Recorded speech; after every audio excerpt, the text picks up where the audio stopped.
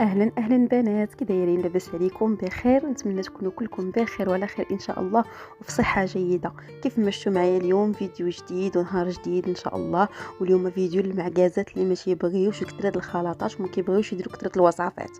جبت لكم اختي جوج وصفات ساهلين ماهلين، ماشي جوج وصفات، جوج مكونات عفوا، جوج مكونات ساهلين ماهلين. اختي انا ما بغيتيش ديري هاد الماسك هذا الماسك 10 في واحد، فيه كلشي، كيبيض، كيحيد التجاعيد، كينقي الوجه، كيعطي لك لا، كيدير كلشي اختي. هذا الماسك ديال المعلقه، اذا عمرك اختي سمعتي ماسك المعلقه هو هذا.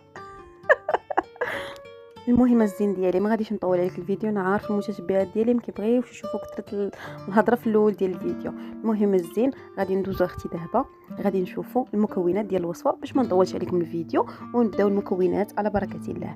هنا اختي عندنا بذور الكتان. بذور الكتان غنية عن التعريف ومعروفة شنو كدير لابو.